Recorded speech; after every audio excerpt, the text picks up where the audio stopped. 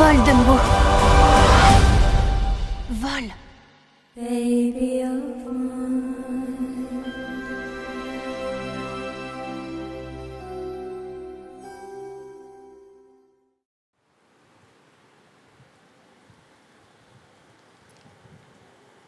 Oula. Ah oui, effectivement. Ça fait- 41. Ah oui. Pour notre avis à vif numéro 41, on parle d'un film dont la première version de Disney date de 1941.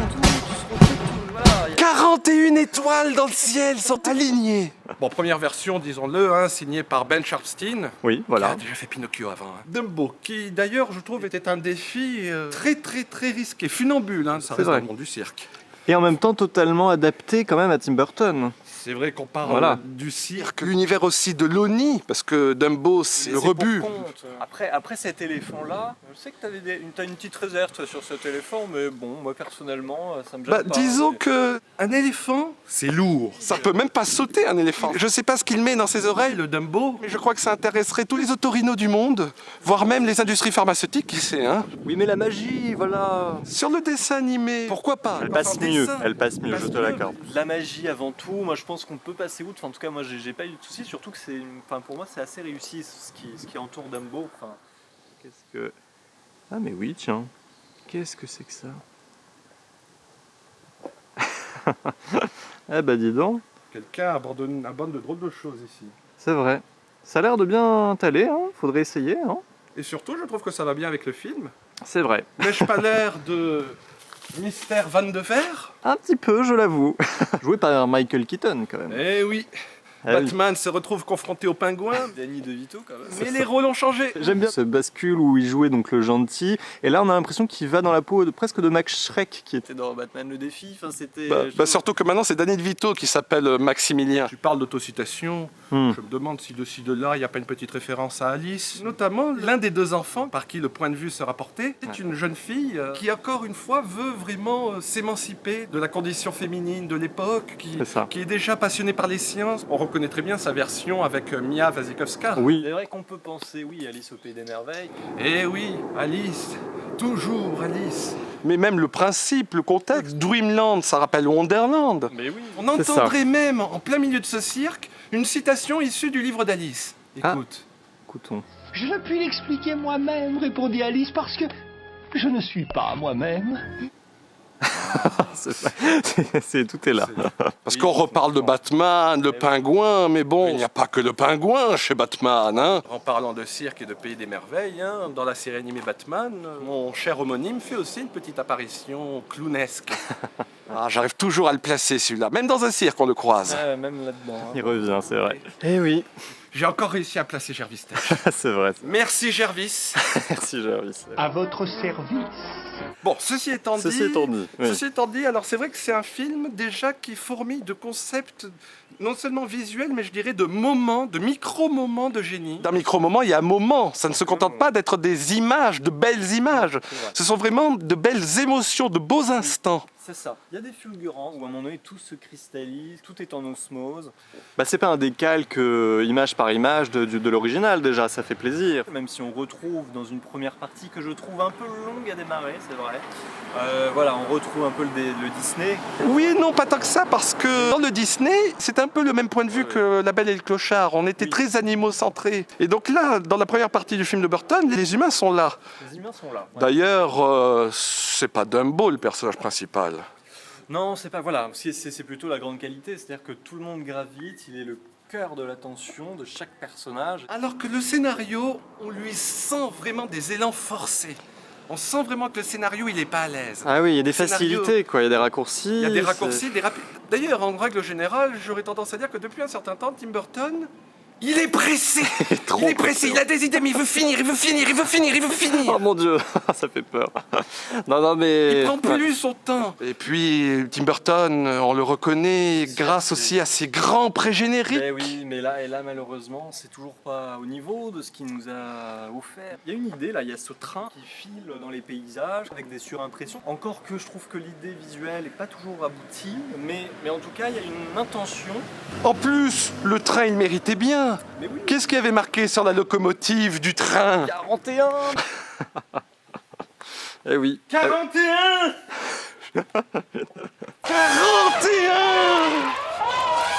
Oui, tout était là. Il aurait pu. Enfin voilà.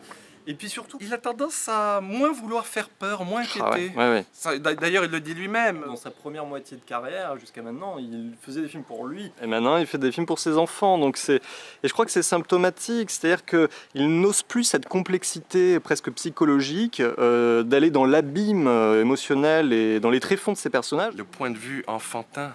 Les enfants, ils ont beau être peut-être intéressants, Les deux frères et sœurs, là, héros. ils ne servent fondamentalement à rien. Ah bah du tout là, hein. C'est vrai qu'ils Ça sont aurait réduits. presque été plus fort que le héros soit tout simplement Colin Farrell, leur père. Mais oui, c'est vraiment comme si dommage. Tim Burton se sentait forcé d'incorporer des enfants pour avoir un point de vue enfantin, alors que tout son cinéma pratiquement jusque-là, c'était des points de vue enfantins Ouais. sans enfants. Bah oui, Et c'était la grande d'autant plus force. fort. Ce père, joué par Colin Farrell, qui revient un peu au bercail, donc dans ce campement, et qui donc revient de la guerre, sans bras, il a perdu son bras. Ses enfants, Ils ont une réaction vis-à-vis de ça, et en le regardant de façon très insistante, où on se dit là c'est assez violent. Là il se passe Parce que quelque chose. limite, je me suis dit, mais ce bras symbolisait quelque chose d'autre. C'est comme s'il ne pouvait plus l'aimer sans son bras. On a sans arrêt la sensation que ça va déraper, que ça va dérailler. complètement. Mais en fait, le parcours du train, c'est rail, dérail. Ah, C'est c'est ça. Dérailler. Bon, C'est ça. renrailler, Voilà, dérailler, c'est ça. renrailler, dérailler, renrailler. Ouais. Bon, ça s'enraille au bout d'un moment.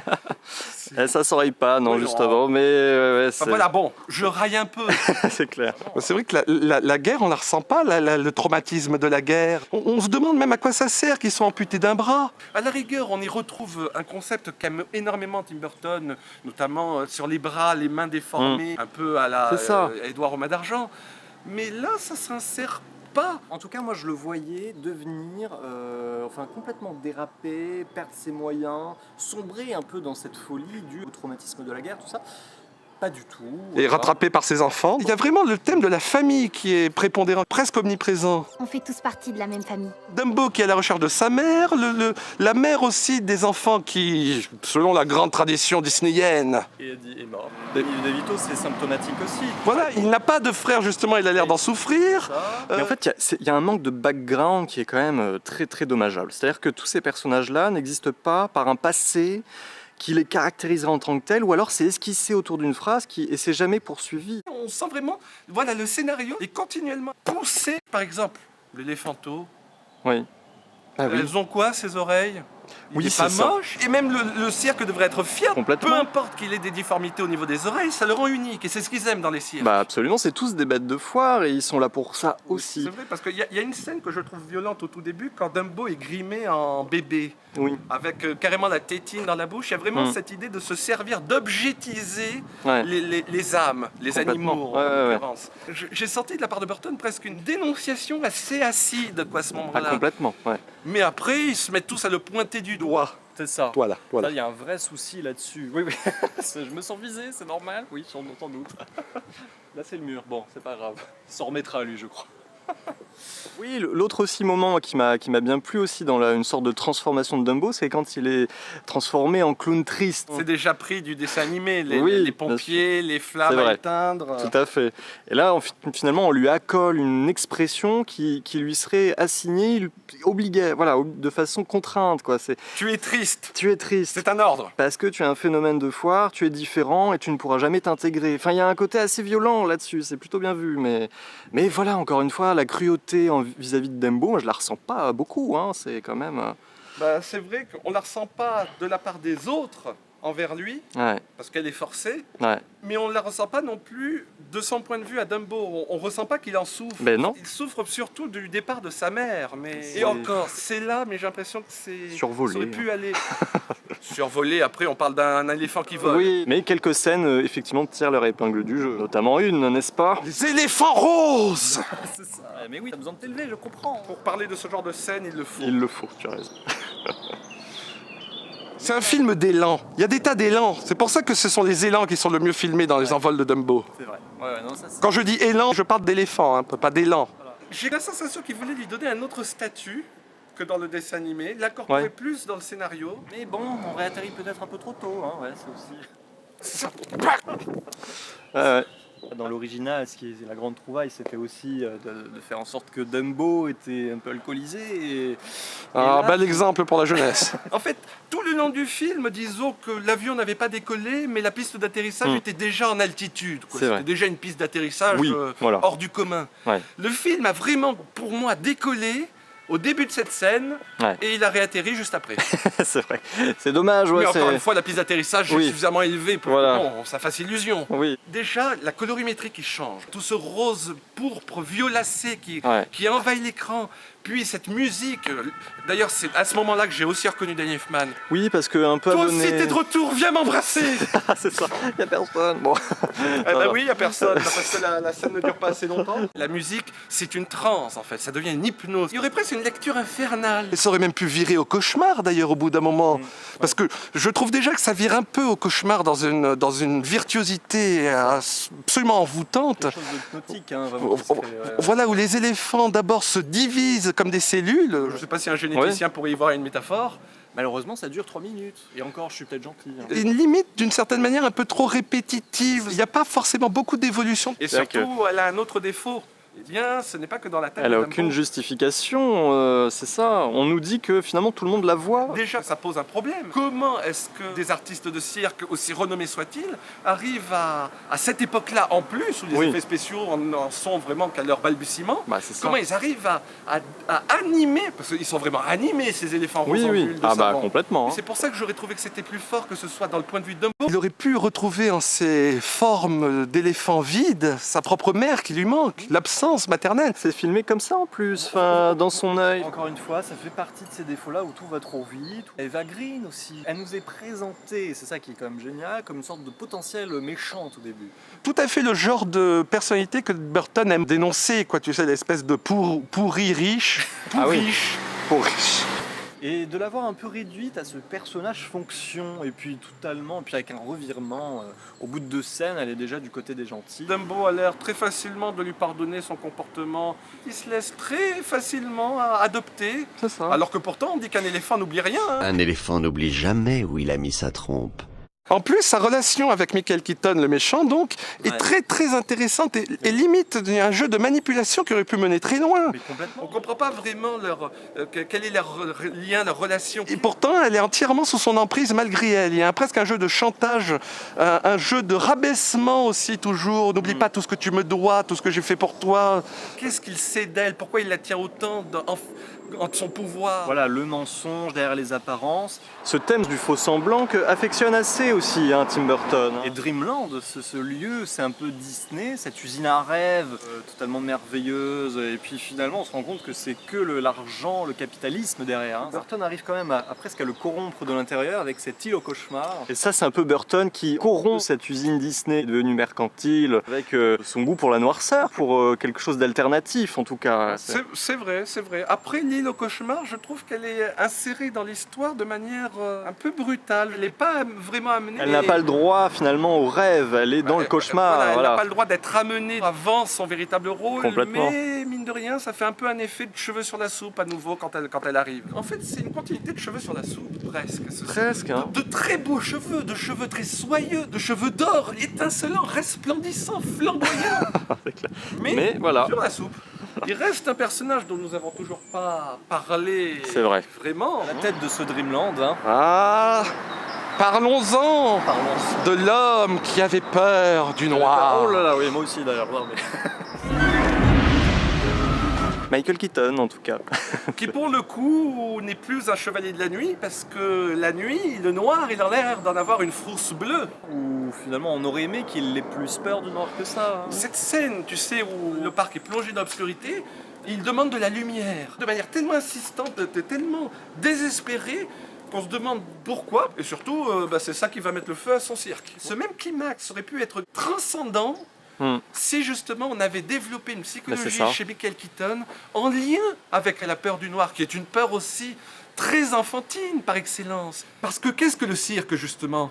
Des lampions, des guirlandes, c'est ça, de la lumière en tout cas, bah oui. Des projecteurs. Tout l'univers qu'a construit cet homme tourne autour de la lumière. Ben c'est ça. Et ça aurait été très beau, je trouve, de faire un parallèle avec justement cet éventuel traumatisme d'enfance qui le pousse à l'autodestruction dans son propre parc, ne serait-ce que pour être éclairé. Mais ce qui est quand même là, mais trop peu, hein, C'est cette obsession du contrôle qu'a le personnage. qui se répercute dans cette scène où il essaie de reprendre les manettes. Alors que c'est dommage, hein, Michael Keaton, il peut jouer très bien les méchants. Hein. Complètement. Ah oui, non, mais il est même fait pour ça. J'ai envie de dire oui, parce que Bah, la dernière fois qu'on l'a vu jouer un tel rôle, c'était le vautour. c'était le vautour dans le Spider-Man Homecoming. Ouais, c'est ça. Tiens, on en a fait un avis à vif aussi. Oui, ouais, c'est vrai, on en a parlé. Ouais. Le numéro 14. 14. 41. 41.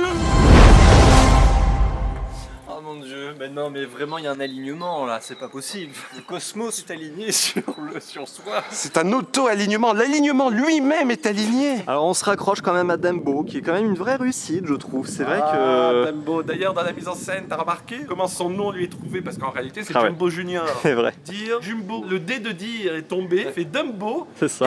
Et Ear. Eh oui, l'oreille, les oreilles fameuses. Eh oui, c'est vraiment bien vu. Et c'est d'autant mieux vu qu'à la fin, le dé de Dreamland, il lui arrive plus ou moins la même Oui. chute. C'est ça.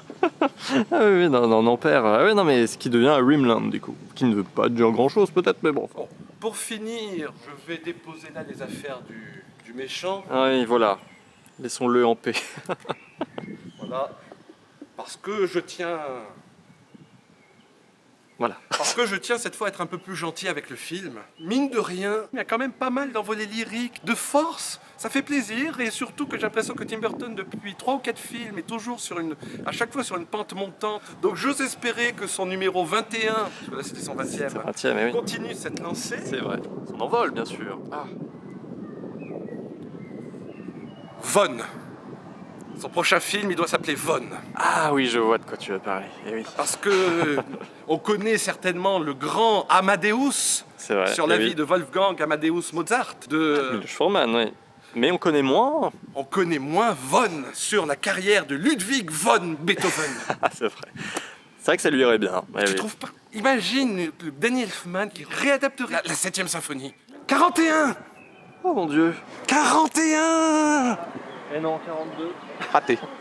42, on était presque. Bah, 42, c'est quand même la réponse à tout. Hein, donc, C'est vrai. Ah, mais quelque chose me dit qu'on était là il y a pas si longtemps. Il y a 40 avis à vivre de cela. Le numéro 1 était aussi sur Burton. Il nous aura fallu 40 avis à vivre pour faire un tour complet. Ah, ça. Non, c'est émouvant. Je reconnais tout ce chemin parcouru.